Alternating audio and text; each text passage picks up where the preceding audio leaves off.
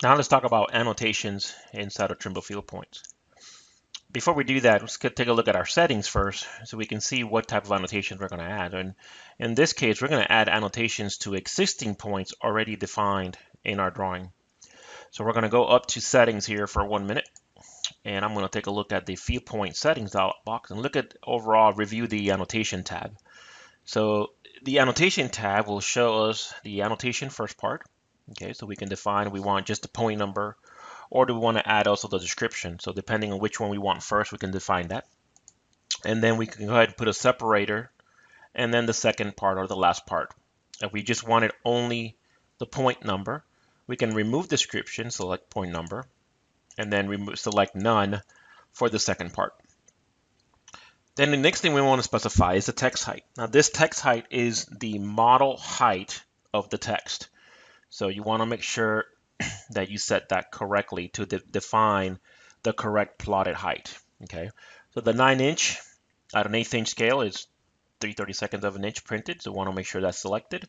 The text style is annotative, and it is an annotative text style, so when we create the annotation, it's going to automatically assign it to be annotative. Then we specify the annotation layer from the list of layers in the drawing. And then what happens when we place the annotation? Do we include a leader or not? We check that box. And when it's automatically placed, well, where is the position of it? What is the corner that we want to place the annotation to? And what is the text offset with leader and without a leader as well?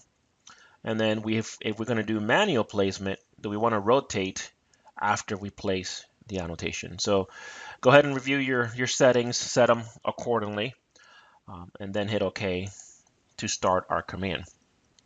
So in here, we're going to talk about just the whole annotations panel completely. So we'll cover automatically placed annotations. We'll also talk about manually placing annotations. And then we'll talk about what these two settings here in mind, refresh and apply. So the first thing that we want to look at is the existing points already are defined based on what the annotation settings were initially when we inserted them. Even though we didn't place any annotations, it remembers those settings.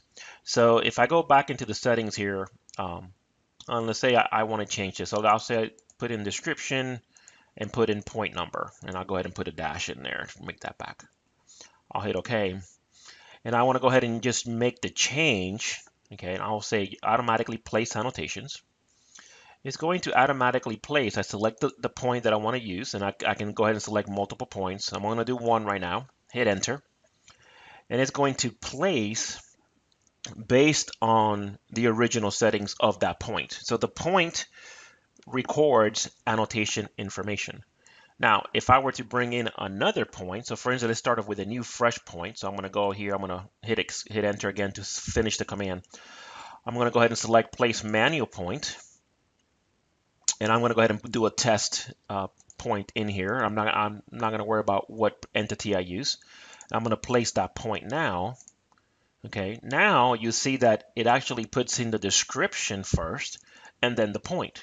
So the point that I just added is based on the current annotation in my settings.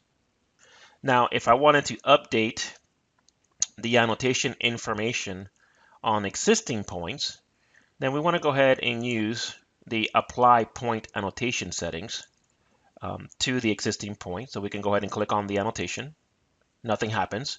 But if we click on the point, let me zoom back out a little bit here. If we just click on the point and hit enter, it automatically updates, and you see that it puts in the description with the point there. So you want to, obviously, if we just select automatically place annotations, it doesn't really update what the point is doing based on the existing settings. We have to do the other option, which is apply the point annotation settings to the points. So let's try that again. I'm going to erase that tag. I'm going to try over here to this point over here. I'm going to go automatically place annotation. Click on the point that I want and hit enter.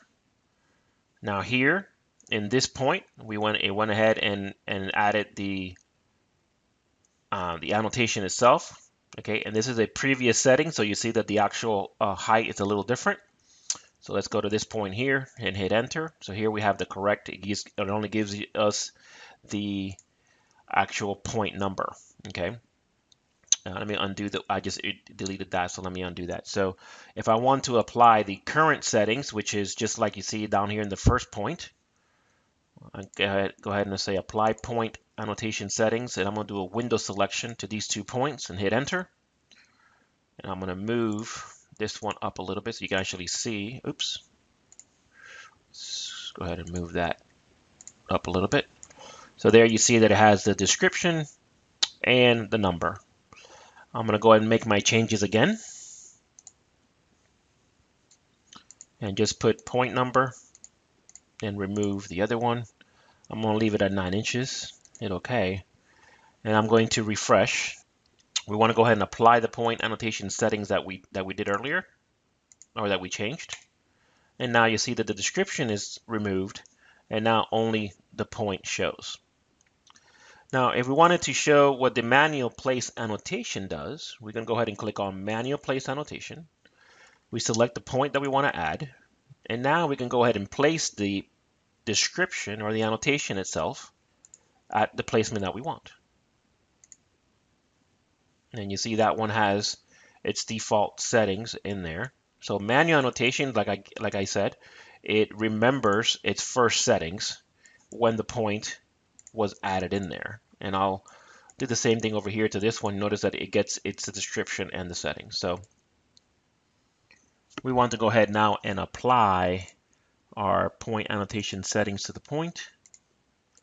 And now we see that it only shows the point number like the rest of the tags. Now lastly, what we wanted to cover is the refresh point annotation. This tool is used very seldomly, and what its intended purpose for is in case that we actually alter the annotation information of the point. So in AutoCAD, we're so used to double clicking on a text to editing it or so forth. So we can still do that with this. And if I change that to, let's say, TT1, if I wanted to just rename something and forget that I have to really use the field point property dialog box, that can happen. So you notice that the initial point information is still with the lowercase t1. So if I click on that and go to field point properties, you'll see that it's still the lowercase t on there. So to refresh that, we come back in here, we say refresh point annotations, we click on the point, hit enter, and see that it still applies back to its original settings or settings that we applied afterwards.